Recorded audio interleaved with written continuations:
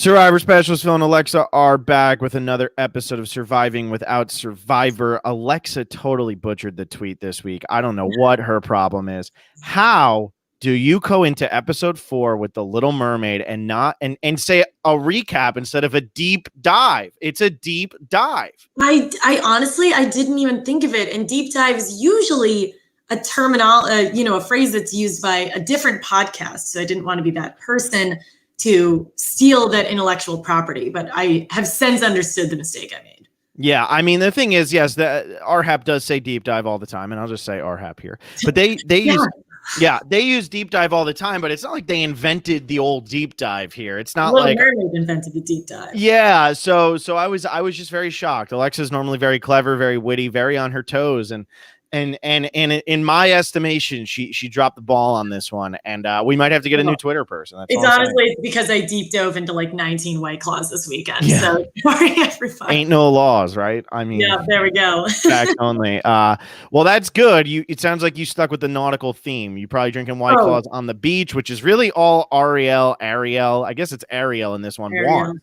Yeah, I mean that's exactly what I did. I took a fork and I put it through my hair, and then I fell in love with a man who was easily 30 years older than me and was sitting with my parents, and instead thought I should leave them for the rest of my life to talk to this man. Well, not for nothing. That's the decision I thought I should make, but correct me. I mean, to be fair, Triton's kind of rude. Not the best father out there. So not like Mother was really. What'd you say? He seems a little angry, but Ariel keeps dipping out of all of his events. Like, I mean, it's like one of those things.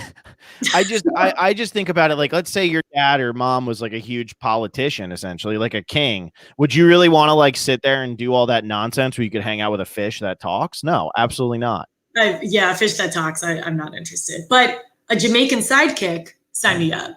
Yeah. Also, just gonna say, Sebastian's probably the best character in the history of Disney movies. Just throwing that out there. He brings it. He brings the heat nonstop. And kind of like with the comment you made about Smee, how you really like how there's someone in charge and then the person trying to make them happy and just can't get it done. Sebastian just like blows that out of the water. Pun very intended. You did it this time. Yes. You did it. I'm so proud. I'm so proud. No, and I don't know what their deal was here, so I don't really know much. I know that they had like a rough stretch Disney did like in the 70s and mid 80s where like their movies weren't being well received and like they weren't making the box office they wanted them to make. So The Great Mouse Detective was actually a big hit, and then Oliver and Company was a big hit. So when they did Oliver and Company, they were like, "Oh, let's do the female version of that." Where it'll be like, you know, like a Little Mermaid, like somebody trying to like overcome and like really, really musical. And that's what they went for with this. But then they thought it was going to be too girly of a movie and not stand up. But when you have a character like Sebastian, who they just go all in on, it doesn't matter if you're a boy or girl or whatever, like you're going to just get into that character. Like the side characters were definitely portrayed to attract boys to the movie, despite the fact that they knew that it was going to be a very female audience heavy movie.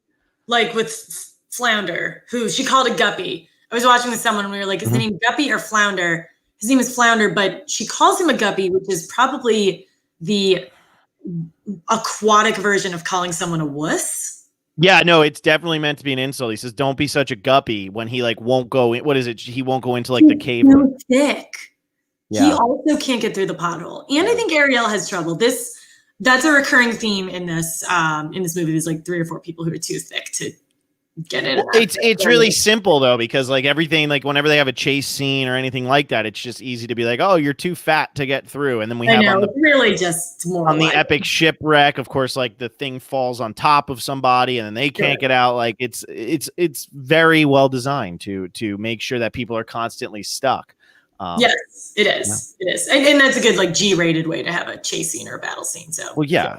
Absolutely. Like they can't actually have like flounder get eaten. I will never forget like the first time my parents fed me flounder as like a child, and I was like, "Oh, I've eaten flounder before." Oh, it's delicious. It's so light. It's like fluffy. See, to me that sounds like cod or like any other kind of white fish. No, cod's heavier. Cod's like a pretty heavy fish. You got like flounder. It's so light.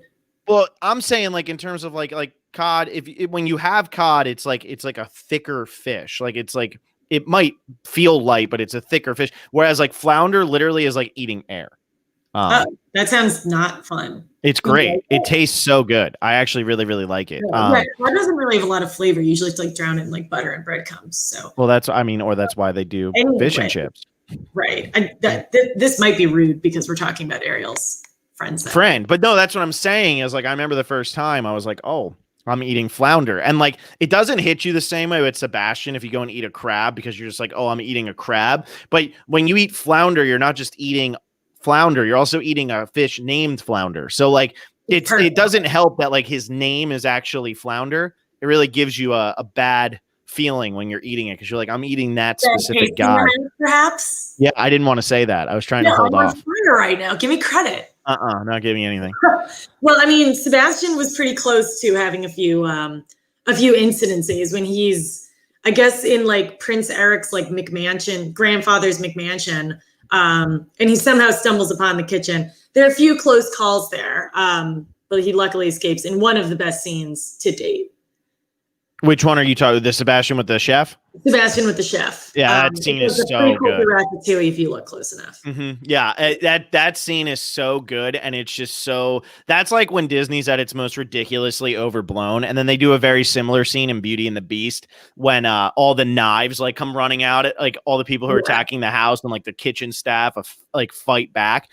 So like that's when they're at their best, is when they're just going completely over the top with all of that. But yeah, Sebastian is a great touch here because without Sebastian, this movie is like Ariel, King Triton. We've seen that dynamic in every Disney movie. This one, it's a father. Normally it's a mother, but it's like daughter wants to do something that the parent doesn't want them to do. Then we have the villain, which is Ursula. So, okay, different because normally just the parent is enough of a villain, but in this one it's Ursula. And then we have like the friends which is like Flounder, who's a good sidekick character, and Scuttle, who's just like the loony. He's essentially Merlin from what do you call it? Sword in the Stone. So like you have that, but you needed that Sebastian character who, one, is just really fun, two, always has great ideas, and like is kind of in between Flounder having no power over Ariel and then Scuttle, who like gives all the information to Ariel. Like Sebastian's a good middle ground person, and plus like he clearly like started up his own band at some point because every time there's a chance, he just breaks out in a song and it always works. And his bangers are fantastic. I mean, we talked about Bare Necessities being a top whatever Disney song. Mm-hmm. Under the Sea, I think, is a easy top 10. Could be top 5. But I will say between Under the Sea and God, what's the other Ariel song? Well, look at this stuff. Isn't it neat? Wouldn't you say my collection's complete? What's the name of it, though? Why? I'm just going to keep saying all the lyrics until you think of the name. Keep going. Wouldn't you? What is it? Wouldn't you think that's the girl who has everything? I've got gadgets and gizmos aplenty. I've got who's it's and what's it's galore. Anyway, Bob's, I've got 20. Yes, but it no doesn't. Big deal. Who cares? Who cares? No big deal. He wants more. Okay, and then what? Keep going, Alexa. You're about to get to the title. But you don't. Hold on. It's part of your world. There we go. Were you just gonna? I was just doing it to you until you actually said the lyric. I was just. Honestly, I wasn't gonna get it. I'm also not gonna sing. None of you deserve that. None of us. Not the. That's when the Boston accent really comes out. Out of your world. Yeah. And everybody's like, and now Massachusetts no longer exists. Yeah, I'm moving back to New York literally tomorrow, guys. We're done. But part of your world, I can. I mean, other than when, we have, how many live viewers do we have right now? I'm not logged in. Like 15. We're not dying. And, when I don't get stage fright in front of 15 people, I could whip out every single lyric to Part of Your World. And I was watching that with someone and we sang the whole thing. When we got to Under the Sea, it was a little harder to get all the lyrics. Under the Sea, here, the lyrics are tougher. That's because Under the Sea is crazy. Like there's like that essentially Under the Sea pulls off like the rap song thing where you're like, I know everything they're saying is really smart, but don't ask me to repeat it.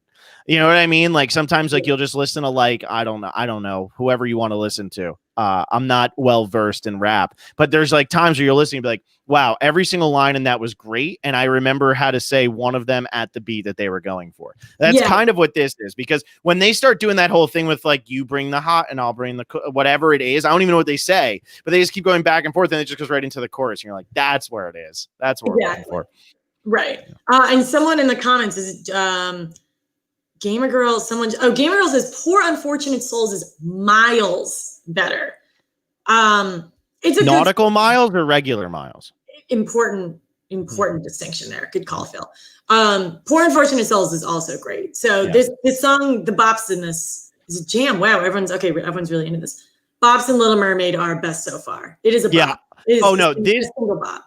So the reason why, like when I was doing this order, I was thinking to myself, I'm like, all right, we're going to go back to early because I like doing some of the earlier ones. But if we're just going to do 10 of these, where do we really do like the intro into newer Disney movies? Like when does it really go?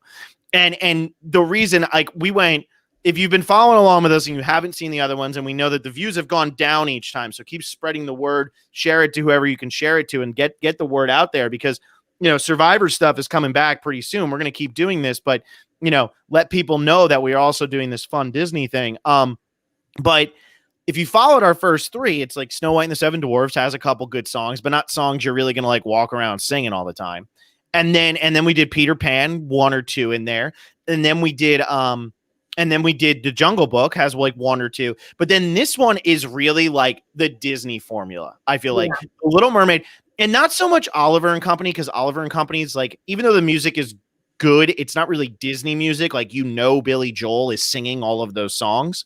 Whereas like from here on, you get into this, Beauty and the Beast, The Lion King, Aladdin, like it is, here's a story, here's a song, here's a scene, here's a song, here's a scene. And like, that's really, this is the movie where they really discover that. And yeah, every song in here is amazing. And this one is also, this was released in 1989. Phil, when were you born? I was born in 1992. Okay, so right around when Phil and I were born, I was born in 1993. This is the, like, I forget when Jungle Book was made, but we have a big 67. Jump. We are in like quote unquote modern times, also known as Phil and Alexa were born, and this is when Earth began. Therefore, it will be modern. 1992 will be modern, even in 2060 when Alexa and I are like 70 years old. It'll still be considered modern because, damn it, wherever I live is modern. Nothing else will ever be modern. Exactly. Right. So that's another thing. And even with the animations too, that this feels like watching Hercules, watching Lion King. Mm-hmm. This is what I remember watching directly when I was that age. Yeah, exactly. And the reason that we skipped a lot of those in between, they're just simply not as popular. Like I'm a huge Great Mouse Detective fan, and I found out a lot of people that has been referenced like 19 times. I haven't seen it. I've also never seen Oliver and Company. Yeah, Oliver and Company I don't really like that much. But The Great Mouse Detective is great, and I didn't realize how many people actually like love that movie and love Radigan and all that, but it's not quite to this level. Then you have like movies like The Black Cauldron and The Rescuers. So Disney went 12 years. This is crazy. Like, if you really think about this, Disney went 12 years without having an animated movie nominated for any type of Oscars. Now, they didn't have an animated category until Shrek, which was 2001. So the Oscars didn't have that. So it's not like Shrek, it was that good. Yeah, they were like, you know what, we're making a category for it. But what really started to happen was like with Toy Story and all of that, they started to need to actually make an animated category because they saw that it was changing the way like animation really was. But think about that. For 12 years, from The Rescuers until The Little Mermaid, in between there wasn't a single song that could have been nominated for Best Original Song or Best Original Score. Like, every year a Disney movie comes out, it's getting nominated for Best Original Score or Best Original Song or whatever it is. And they didn't have an animated movie in that 12-year span. That's why we skipped a lot of them, because there's just nothing there. So can you go further? What song of the three that we referenced, which one was nominated for Best Original Song? So Under the Sea was the winner. Under the Sea. That year. Yeah, it won Best Original Score, and then it won Best Original Song, which was Under the Sea. The film earned 4 Golden Globe nominations, including Best Picture, Comedy, or Musical, which was a big one, because then 2 years later, the first ever animated movie gets nominated for Best Picture at the Oscars, which was Beauty and the Beast. And Then it won the awards at the Golden Globes for Under the Sea and Best Original Score. And what I think is really fascinating about this one, and I'm just going to go through my whole like film. I have a question, but finish it. So the American Film Institute, which doesn't really do lists anymore, probably because they would just always be considered controversial, even though all they're doing is just trying to make lists, which is just so funny to me because like, yeah, it's just so funny to me. Like we've hit a point now where like you can't even make a ranking of the top 100 movies because you would put something in there and just be like, everybody would be outraged. I'm talking not for me. I can make whatever list I want. I mean, Phil, no, I mean, I logged onto Twitter recently and someone told me that there was something wrong with you. Can you confirm if you're okay? Because I think something's wrong with you. Wasn't that great? That was so funny. I so badly wanted to comment something's like gravely wrong with him, but I knew they would think that meant I was agreeing with them, which I do not. Yes, exactly. No, I had 50 things wrong with Phil. I had a lot of fun. With all of that. That's for sure. Putting out my Survivor top 100 rankings. But what I'm saying is, especially with like movies, a lot of it is so cultural, which is like what we've been talking about here. So American Film Institute did in 1997 and 2007, they did a top 100 movies. Top 100 movies in 97, top 100 movie 10-year anniversary in 2007. In between, they did a bunch of random things like top 100 rom-coms, top 100 whatever. So The Little Mermaid doesn't get onto any of these lists, but it is nominated for AFI's 100 Years, 100 Passions, which I guess is like romantic movies. I know. This is fascinating. AFI's 100 Years, 100 Heroes and Villains, which it was 50 heroes and 50 villains. Ursula was nominated. AFI's 100 Years, 100 Songs, Under the Sea was nominated. AFI's Greatest Movie Musicals, this one was nominated. And then AFI's Top 10 from 10 different categories, which was animation was one of them. This was nominated. So I just think it's crazy that like The Little Mermaid gets so much acclaim all the time. Like, because a lot of Disney movies like just don't get on there or like whatever, or they go for like the older ones that are a little bit more like, oh, we're wiser because we do Snow White, which was the first one. Kind of like how people will rank Borneo at the top of their list, even though it's not the best Survivor season. Yeah, wrong. And so I just think it's interesting how like The Little Mermaid has like not just withstood the test of time, but like really did huge things for just Disney animated in general and gets acclaim from more than just kids and like people who love Disney. Like it's a legitimately like well received all over the world type movie. It's amazing. What else was nominated against Little Mermaid for, was it Best Picture? So that was for the Golden Globes. It was nominated for Best Picture Comedy or Musical. Hang on, I'll tell you what beat it. I think Driving Miss Daisy. Yeah, it was Driving Miss Daisy. Yeah, I knew that off the top of my head. You want to talk about a bad movie? So Driving Miss Daisy beat The Little Mermaid, Shirley Valentine, which I've never heard of, The War of the Roses, which is okay, and When Harry Met Sally. So When Harry Met Sally definitely should have. That was a fantastic movie. Also, can you imagine like? I don't know what it's like to be in the Academy, but you watch The Little Mermaid and then you watch When Harry Met Sally. Like, how do you? Those are so different. They're so different. Well, and then Driving Miss Daisy is in the same category as those two. Why here's my serious question, and this is getting a little off topic. Why is Driving Miss Daisy a comedy? Somebody explain that to me. What? Because like Morgan Freeman makes a couple jokes with like the racist lady in the back seat. Like what is funny about that? Like that movie is very much a drama. Okay, I move on. But anyway, so speaking of drama, tough transition. So Ariel's ready to get out. And so Ursula realizes this. And what Ursula does for fun / her job is she takes people who are desperate or in Ariel's case, thirsty, and will give them something and they have a chance to achieve what they're looking for. And if they don't, she gives them something to help them. And if they don't get what they want in the allotted time, they become a poor, unfortunate soul or a like weed in her weird human, like animal garden, right? Yeah, they become like plankton essentially. Like I don't really know what that thing is. Plankton. Yeah. Oh, we should do a SpongeBob ranking after this. Yeah. But that thing is like, I don't know what those things are, but they're disgusting. And I guess it is. It's just the poor, unfortunate. There you go. Polyp is what Gamer Girl says it is. Polyp. Oh, that checks out. Yeah. Yeah. So that's what it was. And I don't know. Like, I think that's a little creepy. I think it's really dark. I think it's why like Ursula works so well is because villain. Yeah, Ursula is creepy as hell, and like you can't sit down and I think the chance of a human encounter with an octopus is pretty much -1 million. That's like low. I don't feel like you have You like ever seen any an chance. octopus? Well, they like dwell. No. I'm not talking about eating it. I'm talking about like actually being eaten by an octopus. Oh, but like you've never interact like I feel like you can see an octopus. Like sometimes they're octopi. Yeah. Yeah, like out. They're not always like deep sea creatures. I don't think. I'm pretty sure. Maybe I'm wrong, but I always found them to be just like deep We sea went to creatures. college in Florida. Yeah, I mean, I always just thought like so like you don't really have a chance. At least not a giant one. Okay, like let's.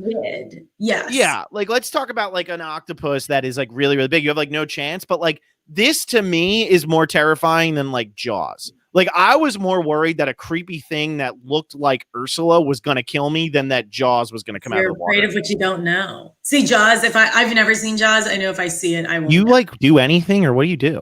I don't watch movies. I have a life, Phil. Clearly you don't. I mean, you must be a lot of fun at parties. Like Alexa, what do you? That's why we met at a party. So I know, and I think one of my first questions to you was like, "What's your favorite movie?" And you were like, "Silver Linings Playbook," and I was like, "Oh, that came out this year." Oh my god, you actually that like was my favorite movie for a period of time. That's incredibly weird that you remember that. But now I'm remembering that it's because you've seen 10 movies in your life, and 4 of them are because of this podcast. Like, I've seen like no movies. I'm really what blows my mind though, and I'm sorry because that's usually my go-to when I try to impress someone. It doesn't work. But I know that your dad and brother are sitting there watching the Celtics game right now, screaming at the TV. And what cracks me up is that Jaws takes place in Massachusetts, Amity Island. I've been to the Jaws. I take all my friends to the Jaws Bridge in the Vineyard. It's a great place to jump off a bridge. You got to watch it. I also don't jump off a bridge. I don't want to watch it because then I'll get scared. No, you won't get scared. It's a gigantic octopus, which I will hopefully never see. Imagine if it starts singing to you, though. I mean, that's a little scary. I mean, I'd be down with it. Ariel's got a dope voice. Yeah, Ariel's got a great voice. And so that's what Ursula takes away from her. I'm going to take away your voice. And that is a brilliant. It's so much better than like what we saw with like Snow White and like all of that. Like instead of it just being like, or like Cinderella, even it's like, you're just going to be ugly. This one's like, you're still hot, but you're not going to have a voice. And you know what? That's the beautiful part. Well, I think I'm going to have to put a huge asterisk before I start like making comments about whether or not Ariel's attractive. She's 16 and I don't think that's I didn't know that. That's not fair. It's not great. Well, she says someone says you're 16. And Prince Eric, with that jawline, he's looking 33. You know? Yeah, he's getting up there. He's getting up there in age. So we're just going to put up front that we don't know we're going to assume that everything that's going on is legal and kosher and acceptable. All they do is hug and kiss in Disney movies. We are fine. It's fine. Well, everything's fine. Yeah. Whatever it goes, it's fine and we support it. But to your point, Phil, it's like you can't talk. So that personality, who needs that? But you're hot. So Eric's going to love you in 3 days. And I'll tell you what, if you really think about it, that might have really set into motion like the entire 90s, the whole anti-feminist movement, which I'm completely making up right now. That never existed. I thought you were going to be completely in support of, which that too. I mean, but no, it's funny that like the message, if you start breaking down Disney movies by like what's their message, it's like as long as you're hot, even if you can't speak, you're still going to find true love, which is ultimately a really good message. Yeah. But it doesn't always check out though, because Eric's 18. No way he's 18. Caitlin Mink, are you serious? I'm going to need someone to fact check that, but that makes me feel. Thank you, Caitlin Mink. Put Alexa in her place. That does. Please fact check me. Okay, everyone, stop roasting me for not seeing Jaws. No, Jordan Alford. This is coming up here. Yeah. I know. Yeah, where Jaws is gonna. I growing up, I was really afraid of like deep water, and I like to be in and around oceans often. So I didn't want to ruin my experience, but it's not what matters. So he's 18 and she's 16. So that's honestly a lot better and easier to talk about.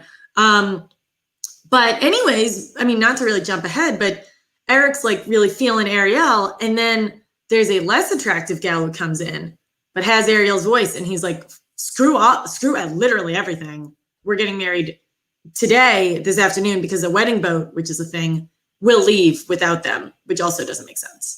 Well, no, it makes total sense. I mean, remember, this is all based on what is this? Is this the Hans Christian Andersen one, or is this based on Grimm? I forget. I forget which one, but it doesn't matter. Ultimately, it does make sense. Ursula's brilliant. She's so smart. She's like, girl, I'm gonna be just as hot as you. I'm gonna have your voice, and I'm gonna steal your man.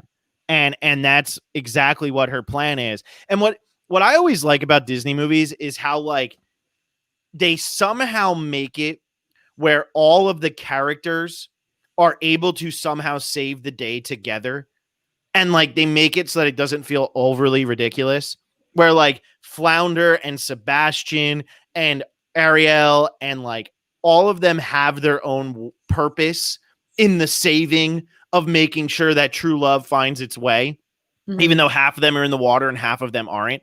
Like, I just find that to be amazing because like it's one of those things where it's like, honestly, our Ariel was screwed. She had no chance here. There was no way. And then somehow, like, she just gets Max all of a sudden is the hero of the day. So cute. Max might be the MVP. Max might be no, Sebastian's the MVP. Sebastian gives us Kiss the Girl, Under the Sea. Sebastian's the MVP. And he's got the guy. I don't know who voiced him, honestly. Like, I'm not sure. I don't know if that guy ever went on to do anything else. One of the best voice acting jobs in the history of film. I really, really believe that. It is so amazing. Sebastian, yeah. Well, I mean, the accent is just incredible. Also, nobody has an accent except for Sebastian, which is hilarious. Well, yeah. He's clearly not from that kingdom. Right, which is just fine.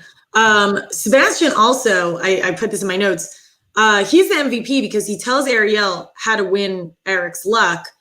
She's got to look hot. Well, that part's implied. She needs to bat her eyes and pucker her lips. Now, Phil, you're in a relationship. Did that work on you? No. Oh. I only go for people who are like bookish and very intelligent and very smart. All the synonyms of smart, intelligent, and all of that. That's what I look for. Synonyms. That's the only thing I look for. Correct. Yes. Yeah. Did I answer that right? Was that good? Yeah, absolutely. Yeah. Okay, Rachel, did you hear that? Yeah. Okay, cool. No. But for you, Alexa, that is your move. That is my move. It works every time. Mm-hmm. That's all we got on that. Moving on. Moving on. But I forget where we even were before this, but I'm looking over at the chat, so I feel like we got this. Gamer Girl says Chef Louis had an accent, but then again, he's up there in the water, or he's up there in the a lot of Louis. A lot of Louis. It's a big name. French. JK Clumsy. Oh, wait. JK Clumsy. What I like is Ariel signing an underwater contract. All right. Come on. Also, best SpongeBob joke of all time is when they're at the fire and he's like, hey, aren't we underwater? And the fire just goes out. The best joke ever. JK Clumsy. Also, Flotsam and Jetsam are my pick for LVP. They're just kind of sad. What do you think about Flotsam and Jetsam? Flotsam and Jetsam are, first of all, great names. They're kind of like, they're your precursor to the hyenas in The Lion King, but I think the hyenas are a little more useful. Yeah, Ursula doesn't need Flotsam and Jetsam. Yeah, she's such a good villain, and they do a lot with her. But I know that she needs evil henchmen or evil sidekicks or whatever. But I think they kind of fall flat. I agree. Flotsam and Jetsam, unfortunate souls. They just have really creepy like lisps almost. Like this movie made their lisp weird. Like, I don't know, just creepy. Yes. So that's what I got. That's what I got for them. But I do feel like they don't carry the weight of other sidekicks. That's for sure. Yes. Okay. So we've kind of talked about, so Eric is upset that she doesn't have a voice. So for what it's worth, he does, kind of her personality, but more her singing voice. He gives out a pretty strong, like, harumph when she washes up next to him and can't talk, but she's cute. And his grandpa just they take her in and everything's going great. Grimsby isn't his grandpa. What is he? I think he's just like a butler or something. So he just had all of it. I assumed it was his grandfather's house because Eric's but that's true. No, that's true. Maybe I'm wrong here. You could be right. But to just really... He's Prince Eric's caretaker and confidant. A confidant, you say? Yes, you are talking about Grimsby, correct? I didn't just forget. I honestly watched. No, you're right. I watched this 4 days ago, so I'm a little off. I watched this in two separate days, so I had to retake my notes. Okay. So night one, nothing goes down. She's brushing hair with a fork, and everyone's freaking out. Night two, or day and night two, they go on a big date. It's a great date. There's a horse-drawn carriage. I think this movie is kind of French based, and I'm only saying this because she holds a baguette and wears a beret. Hans Christian Andersen is Danish, so. Okay, so, and also there's a reference to the Caspian Sea, not that that's near France, but anyways, so night 2, they're in, this is good, they're in a rowboat, and it's really, really romantic. And he's trying to guess her name, and she obviously cannot tell him. And so all of her friends and animals, they start kind of whispering her name. And Sebastian pretty much just has to lean into his ear because he's not listening, and he says, it's Ariel. To which Eric, word for word, says, Ariel, that's kind of pretty. Yeah. Kind of pretty. Not pretty. Yeah. It's not a great name. I think it's pretty. It flows. I know. I'd give it a hard 7. I don't know. I just don't think Eric has much game. I don't really know any Ariels. Yeah, I just don't think Eric has much game. I actually do know like quite a few, actually. But I don't think Eric has much game. And I think it comes from the fact that he spends all his time with like 90-year-olds and a dog. And like that's all he's got. And then like, I mean, him having a dog is really hot. But. Yeah, but then he's got like his ship people or something. Like that's really all he has. He doesn't have like much. He doesn't have much people his age really telling him anything. It's not like Pocahontas where John Smith's got whatever his name is with him the entire time. Like he's kind of on his own. So I think he just doesn't really know what to say. What do you think though about this scene? Because I always go back. There's that meme that went around for a while where it was like every time a Disney princess starts singing, the animals are like, and it's that guy like dancing at the wedding, and he just looks like absolutely terrifying. And I always think of Brendan Shapiro for some reason when I see that. But Survivor reference. We got our first Survivor reference. Right. But so what do you think about this? Because this happens in a lot of the movies, but then it starts to fall off. And again, it doesn't really happen throughout the movies of the 80s. They don't really have these types of like, we're just going to start singing and dancing with you. And in this movie, it happens a lot. And what do you think about Kiss the Girl? I love it. I think it's great. Like the whole animals helping out, like helping move the plot forward, I think is fantastic. Because like you said, this movie, the side characters are better than the main characters because Ariel can't really talk, and she also left her family for the possibility of a man. And Eric, as we just said, has no game. So Max is huge, Sebastian's huge, Flanders, like everyone else kind of carries this movie. And it's like a little romantic, it's a little slower, and after Under the Sea, which is a bop and a half. So I think that's a great song. I think it's pretty underrated. Yeah, I think it's really good. I'm a big fan of it. I think like all of the songs in this one work, but I think those are the 3 that really stand out are Under the Sea, Kiss the Girl, and Part of Your World. And I think what's interesting with Kiss the Girl is that it sets into motion. And I'm not sure if it happened before this, so I could be wrong. But for the trope of Disney movies, right when the moment is about to strike right and it's going to end everything, and we'll just know. You don't have to worry. Like the movie could end right there. It sets into motion that trope of somehow they fall out of the boat, or like they get wet, or they get distracted by a firework or something. Literally, the exact same scene takes place in Tangled. The exact same. They are in a boat. They are singing a song to each other. They are about to kiss, and something prevents them from actually kissing. It's the exact same scene. Which scene do you prefer? This one. I don't think the Tangled. I personally like Tangled more than this movie, but Tangled's the song at that moment is not nearly as good as this one. Even though that song is really good, Kiss the Girl is just. Kiss the Girl is a great song. Yeah. So this is where it starts to get. There needs to be an award every time. Do I say bop? Oh, the Alexa's bop and a half of the week. Okay. So I mean, I know we usually save the bops for last, but we've talked about four bops on this on Little Mermaid. Which one's your favorite? Which one's the bottom? Are we missing any? I just want to make sure because I feel like we're missing one. Hang on. I want to Part of Your World, Under the Sea, and Poor Unfortunate Souls. I think the best one is probably Part of Your World, even though Under the Sea is more popular. I agree with that. I would belt Part of Your World. I agree. Sometimes I sing that like when I was like walking around LA and like wasn't really working in the film industry, and I was like I would just sing that song all the time, and like yeah, people would think I was a weirdo and stuff, but probably the least weird thing that happened like on that street. Yeah, I also love but anyway, yeah, I just I think that's the better one. I mean, Under the Sea is definitely the one that like you're gonna play. Like if you go to like Disney World or Disneyland, they're gonna do a show and it's gonna be like all of them singing and dancing, and like you bring out the dancing lobsters and all that. But for me, yeah, that's an Amanda show. But for me, the other one's just better. Like the other one just hits like you were saying, Kiss the Girl is a little bit slower, a little bit, not as big of a song, not like a power ballad.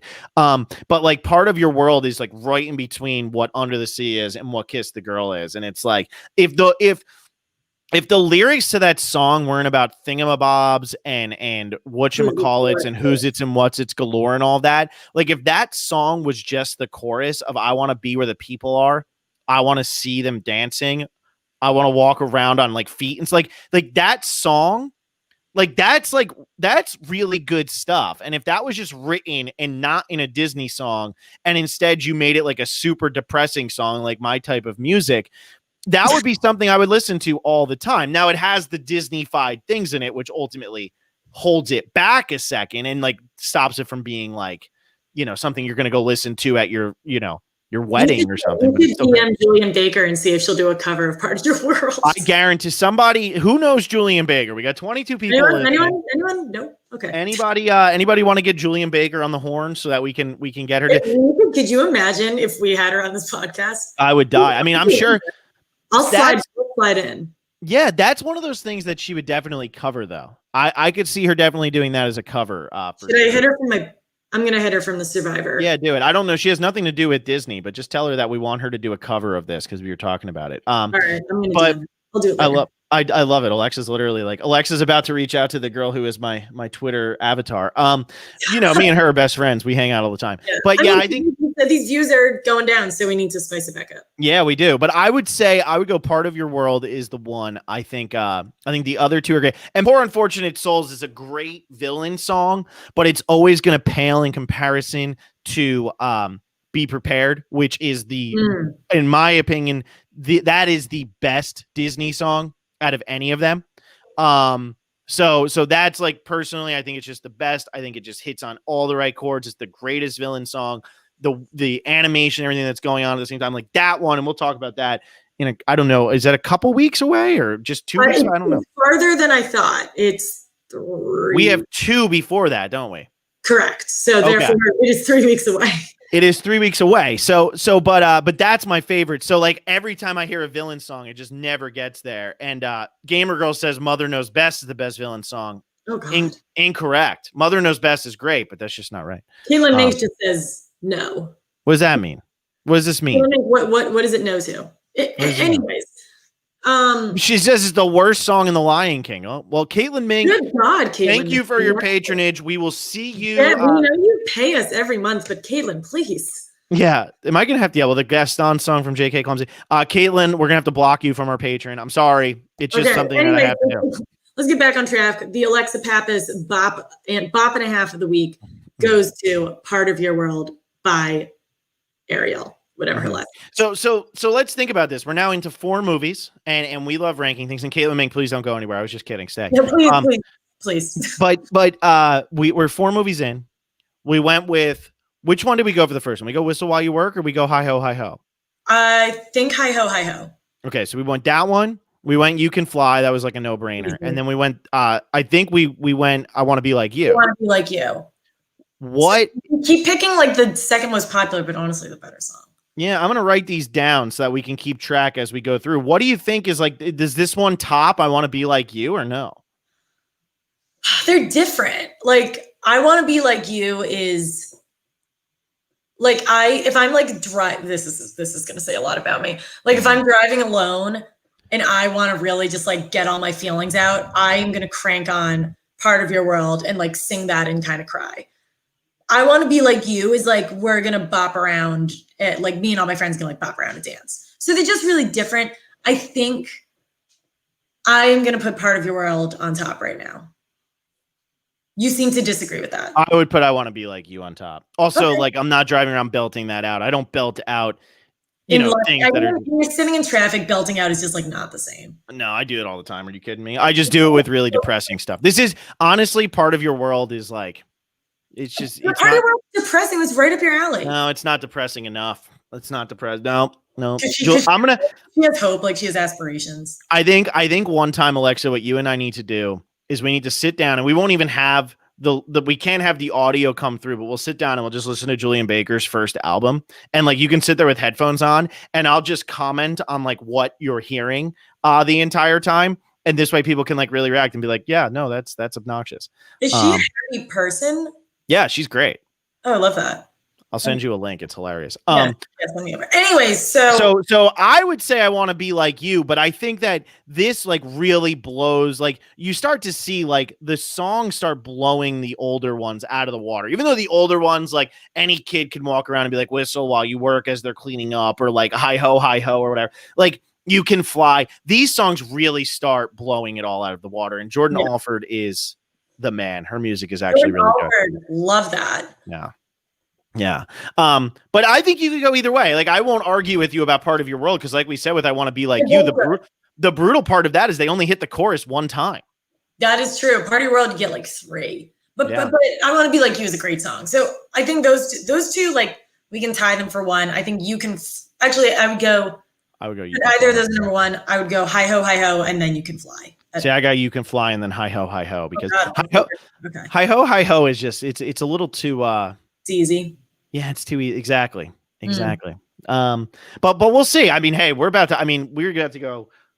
Correct me if I'm wrong, but I know since we already said we're gonna do Lion King, everybody can figure out what our next 3 movies are. It's Beauty and the Beast, Aladdin, and The Lion King. Correct. That's correct, right? Beauty and the Beast is next week. That's the correct order. So yes, Beauty and the Beast is gonna be our next movie, and this one I feel like has a lot. I mean, you said it was the first one nominated for Best Picture, so this one's gonna be a little different, but should be a good one. I am actually not a huge Beauty and the Beast fan, so I'm curious to change my mind. Incorrect. I am a gigantic Mulan and obviously Lion King, but everybody loves Lion King fan. Yeah, I'm not a huge Aladdin fan. I'm a much bigger. Beauty and the Beast is my favorite. Beauty and the Beast is my favorite. I love Aladdin. Pure Disney movie. But we're not watching Hercules, but neither here nor there. We'll get there. There's so many. The problem is, like, once you hit once you hit the Little Mermaid, it's so hard to decide which ones to skip.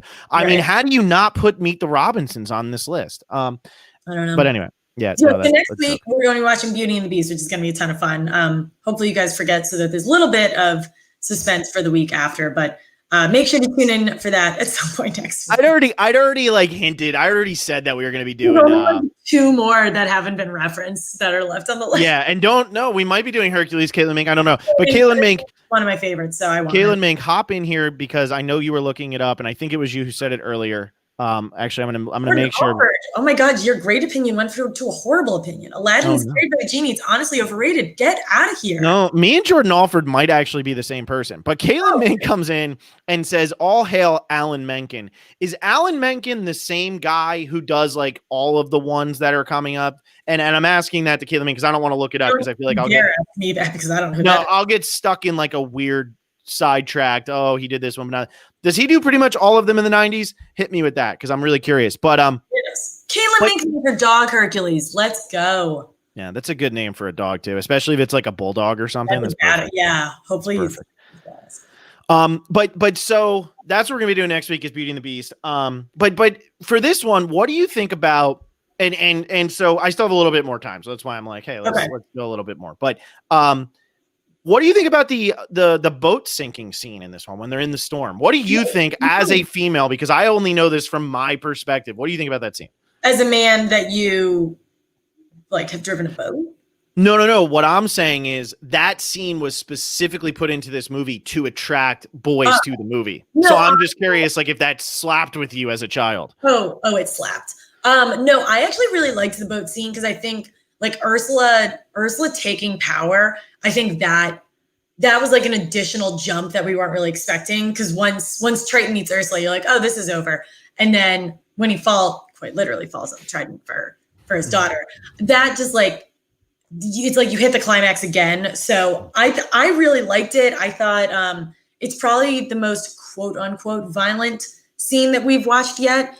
And it's long too. It's not just like, oh no, Ursula fell off this cliff. Like there's a good like 10 or 15 minutes of this crazy boat crashing scene. I was all in on it. I thought it was great. as the token woman on this podcast. There you go. I'm just happy. I'm happy to hear that you liked it. No, I don't know. Cause like my sister always liked that scene when we were growing up, but I never know like what actually like resonates and stuff. And so, yeah, that scene to me is just a great scene. I love that one. But yeah, I mean, that's essentially what I got. I mean, I just want to see what you thought of that. And then what do you think about the end when like Triton and Sebastian are like sitting off to the side, like fake crying for like what's happening? Yeah, that's the thing that kind of sucks because she still leaves. Mm-hmm. I almost wish Eric became a merman because then everyone's happy. Because I think the message in Little Mermaid is probably one of the worst messages to date. Definitely the worst to date. Could be the worst in all of Disney movies that we've referenced so far. So good. It's leave your family for a cute man who can't sail because he's gotten in like 3 different shipwrecks, but it's fine. What do you think about the fight scene at the end of the movie with Ursula? Right? I think it's good. I like it. I think it's pretty terrifying. Like a straight up fight scene yet. Yeah, when the lightning strikes and she literally gets like stabbed with a boat, it's like, all right, like Disney's not Disney-fying this one. That's pretty brutal. Oh, yeah, she's getting like impaled. It's good. Yeah. That's a brutal. But I think she's such a good villain, and so I think that they must have known that when they were writing her because she's very involved. Mm-hmm. And she is the one who like takes over the body of that other girl. So she's constantly around and she's constantly trying to undermine Ariel. So she's a great villain. She's the best one we've had yet. But very good. Yeah, I think she's the best one by far. She's also like in the movie a lot more. Like, when we were talking about Shere Khan last time, he's barely in the movie. But anybody who hasn't watched the second Little Mermaid, it's pretty much exactly the same movie, just reversed, where it's Ariel's daughter wants to live in the ocean rather than living on land, which is hilarious. But that one actually has a really good ending scene as well, which is pretty impressive because normally sequels, the straight to DVD sequels normally aren't very good. But that one had a really, really good ending scene. So just throwing that out there in case anybody wants to go check that out. It's pretty fun. I've never seen the sequel. This is also The Little Mermaid. This is the only movie we talked about so far that has a live action movie in the works. Mm-hmm. And a lot of people are saying, how do you do that? But obviously you can do it because Aquamarine happened. So I think they can do this. Yeah, it's simple. They'll figure it out. I don't think it'll be all that difficult to pull off. I'm curious to see how they're going to do it with the casting and everything. Cause I forget who was supposed to play Little Mermaid. I forget what her name was. Was it someone who was a person? Yeah, she's not famous though. That's what I meant. What is her name? Disney cast The Little Mermaid. Who is it? It is. Here we go. It's. This is so. That's why I remembered this. It will be grownish actress Halle Bailey, but it looks like Halle Berry if you look at it very quickly. Not to the same. Catwoman and Little Mermaid, Halle Berry. Yes. So there you go. Halle Bailey. I forgot, but yeah, so they've already casted that, but I think it was supposed to be in a production already. I'm not sure what they're doing with the whole COVID thing. I don't know how they delayed it, but that one, I actually think that this one could translate pretty well to live action because they're going to keep a lot of the stuff still sort of animated, but like, they'll make it look like kind of realistic and whatever they're going to do. But you actually have a human character who's important to the story, at least a half, human character. Whereas like the Jungle Book, Mowgli is such a side character in that movie. The Lion King doesn't have any of that. Dumbo, you don't care about any of the humans. So I actually think this one could really work. And has anybody watched Mulan? Is Mulan worth watching? Anybody? I was going to watch with my friends this weekend, but we didn't feel like paying extra. $30. I know. I'm just so not about that. Also, you lose the music. And you lose Eddie. Not that Eddie Murphy would have played Mushu again, but kind of hate that. Kind of disappointing. I'm looking at the reviews for movies that are coming out right now, and Tenet only has 74%, Mulan has 77%. Antebellum, really disappointing, only at 36%. Was really, really hoping that would be better. I'm thinking of Ending Things, which is Charlie Kaufman movies at 84%, but then one of my friends who loves Charlie Kaufman said it's super boring. Don't worry about that, Alexa. I don't know what that is. But so I was just like wondering, and so my biggest thing with this, and as somebody who worked in the film industry, and then we can close this out. What bothers me is if we start doing the pay for a streaming service, but then also pay more money for something that's on there, I feel like we're starting to push movie theaters out big time.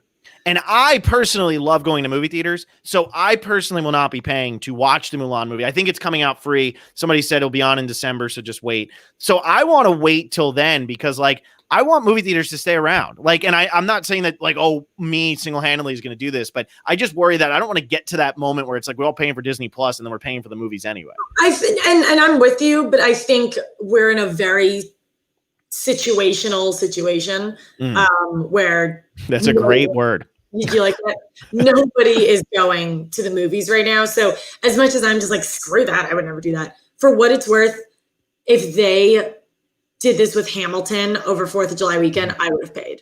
And I've seen Hamilton in theaters, flips hair.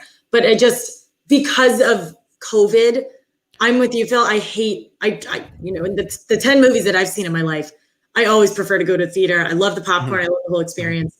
But Disney's got to make money. They're so poor. They have no money. I know. And that's what I'm finding interesting. And this is a whole nother conversation. But what I'm finding interesting right now is the fact that other movies now are getting the theatrical release right when Mulan is coming out, not theatrically. And like Tenet made $20 million, which is really impressive considering New York and California didn't have any showings. Yeah. And it still made $20 million. That's really, really good. Considering everything else. So I'm just surprised Mulan did this. And I will say that Hamilton, I would have paid to watch just because that's something different to me where like you're going to pay like $150, $200, $300 to go to a theater to see that as opposed to like a movie theater where you're paying $15 in New York City or $20 in New York City or $10 if you're not in New York City. So that's the only thing I'm thinking. But yeah. Siobhan Staves says, hi, Phil and Alexa. I've watched almost all of your podcasts. Thank you. Where you been? Yeah. Well, I haven't seen a comment yet. Yeah. Hey, nice to meet you. Thanks for tuning in. But yeah, tuning in just as we're about to leave. Just we're about to tune out. Yeah, I'm going to go watch the Celtics because my dad and brother are screaming. They're kicking the crap out of them. We are. I mean, we were beating the crap out of them when I logged on and they were still screaming. But well, that's just have you seen those commercials where it's like your cousin from Boston? Yeah. That's essentially your dad and brother. Yeah. Exactly. Don't worry. Next time we podcast, I'll have a thick New York accent. I got to send you. There's a BoJack Horseman scene where she goes and visits her family in Massachusetts, and they just have the thickest Boston accents. And there's one line that I just find to be the funniest thing ever, only because of in the context. But he's like, he don't eat grapes, and he says it in this really thick Boston accent, and it's like the funniest thing of all time. So awesome. Definitely send that to me. There's nothing I love more than people making fun of Boston accents because it's unbelievable. But as we mentioned earlier, next week we're going to be watching Beauty and the Beast, and that's going to be our quote unquote halfway point for this. But I mean, I don't know about you, but I haven't heard any word about Survivor yet. But what we are going to do, Survivor related, is we just tweeted and Instagrammed about it today. But for those of you who don't know, we've been doing a top 100 survivors with Russell Hantz and his producer Adam Jumba. And over the past 10 weeks, we've gone through, number 91 through 100, number 81 through 90. And this week they are dropping the top 10 survivors. And instead of just dropping the YouTube, link live, what we're actually doing is Phil and I are going to be hosting a 3-hour pre-show, and we're going to be treating it as kind of like a telethon. So throughout it, we're going to be raising money for the ALS Foundation. Jonathan Penner is going to come on, and he's going to talk about ALS. He's going to talk about his wife and their experience going through it. And we are going to have some incredible guests. We're going to have Aris and Terry from Survivor Panama come on. They're going to talk about their rivalry. We're going to have Kelly Wentworth and Spencer from Cambodia. We're going to have the Island of the Idols Final 3 reunion, which will definitely be a hoot. We have Kathy and Lex from All Stars. There are going to be so many people, so many more survivors. We're talking to Troy Zan about him being ranked number 100. Honestly, that should be the high. It should be the high. Troy Zan is ready to go. He's got a lot to say. And so Phil and I are going to be hosting the whole time. So this Sunday, I'm going to need to eat a lot because we're going to be podcasting for like 9 straight hours. But make sure to tune in for that. It's for a good cause, and you guys are going to enjoy it. I'm not just saying this because I'm really involved in this, but I cannot think of a time when so many survivors have come together for one podcast. Yeah, it's going to be not something that we've been a part of. Yeah, and Wendell and Adam are both going to be on there too. So we're having winners on there as well. And like we've had plenty of podcasts with Wendell and Adam, so that'll be fun. And it's really like a bunch of 10-minute short snippet things. So it's going to be quick, but it's going to be a lot of fun. And like everybody will come in, they'll get their time, and then they're out. And I think it's going to be great. So it's going to be a ton of fun. And then right after that is going to be the top 10 video, and then after that, the four of us, or maybe Corey too, we're all gonna recap that top 10. And then that coming Wednesday at 8 p.m. Eastern time, you're not watching a live episode of Survivor, but Phil and I are going to be recapping Survivor China. We haven't talked about, are we going to do like one episode a week, or are we going to do like what we did with our Guatemala rewatch and Panama, where we do 3 a week? We're just going to do one a week, I think. Okay, we're going to do one a week and really just milk this free time. But stay tuned for all that. Phil, we've been putting a ton of work into this, and we're really excited. We think you guys are really going to love it. So that being said, that was The Little Mermaid. Yes, and everybody become patrons. Do that. We're at like 102 now, which is super exciting. We've been putting out daily content. As soon as Phil's top 100 list is out, we've got something else for you. So we're just keeping this going. You guys seem to really be happy with getting daily content. I don't blame you. So we're gonna make sure that keeps happening for you guys. I think what we're gonna do for our $10 retrospective, we're gonna make someone suggested this. I think he emailed us. His name was Jim Fishwick. I think I want to give him credit. He said, you guys should make a heroes versus villains cast, but with Disney characters. So just keeping the Disney theme alive, keeping the heroes versus villains theme alive, because obviously we've been interacting with Russell quite a bit. So make sure to become a patron, become a $5 patron if you want to ask us a random question, become a $1 patron if you want to hang out in our Facebook group. You guys are fantastic. John Michael Griffith says the daily content has been so good. It's daily content. Daily, and I have to daily content. I have to hype that for one more second. My next 2 podcasts. So if you're not here yet, my next 2 are going to be about why I have Richard Hatch at 16, why I have Boston Rob at 15, and then the one after that is going to be the next 2 after that are why I'm going to have Saria at 14 and Vesepia at 13. Those are your next 4 podcasts. It's the most controversial stretch of my thing. How do I know that? Because I've been screamed at and told that I am essentially a murderer all over Twitter. So everybody go enjoy. It's going to be so good. I'm so pumped for that Boston Rob one. It's going to be not safe for work. Johnny Fairplay is going to be put to shame. It's so funny because I guess this all went down Wednesday night because that's when you tweeted it. But Wednesday night, I must have been doing something. But I opened my phone and I have like 30 Twitter notifications. And I was like, what controversial thing did Phil tweet? Because I haven't tweeted anything. And then I just started following along because nothing gets me more excited than battling trolls. So tune in for the trolls and stay for the NSFW content. Absolutely. Yeah. Me and Fairplay were having a great time, and Fairplay, whenever you can get Fairplay on your side, it's always going to work. But we'll be back probably next Monday. I'm looking at my calendar. I think we haven't really decided. We'll be Sundays or Mondays, something like that. Sunday's going to be, oh God, we're going to hate each other. Oh yes. So we won't do it Sunday. That's right. So it'll probably be next Monday. Unless anything crazy happens and we literally can't talk that day, and then we decide on Tuesday. Yeah, we'll let you all know. But it'll be Beauty and the Beast, which is the greatest Disney movie ever made, or as Alexa would say, not that great. So that'll be a fun one, I think. Or as I would say, perfectly average. Everyone, have a wonderful night. Bye, everyone.